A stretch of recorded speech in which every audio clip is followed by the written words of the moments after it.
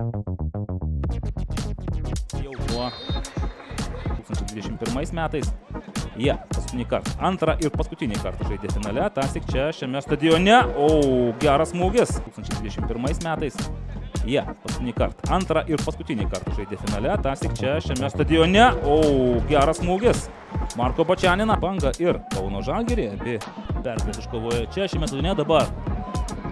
Donatas Kazlauskas, Gaderas prieš Vytautą Černiauską. Na tikrai ne pats geriausias sprendimas, kurį priėmė.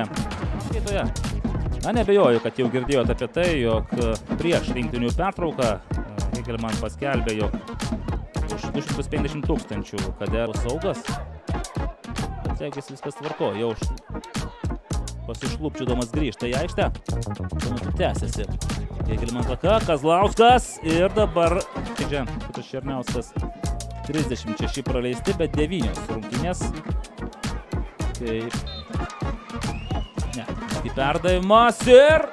Ojojoj. Čekauskas, iškart spaudimas ir vėl pražangos nėra. Griežtas kontaktas iš Wesley Gabrielio pusės. Ribeiro vėl ant dešinės, ar bus perdavimas? Ir yra perdavimas, nėra nuošalės, bet yra įvartis.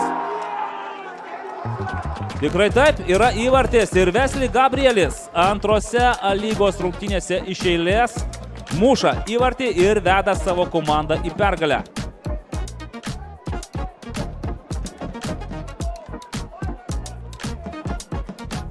Na, puikiai žaista ataka, Leo Ribeiro pademonstravo didmeistrišką kantrybę.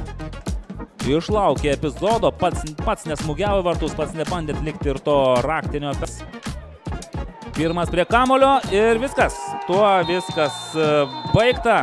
Kauno Rajono Hegelman iškovoja 18 pergalę per 29 A-lygos turus.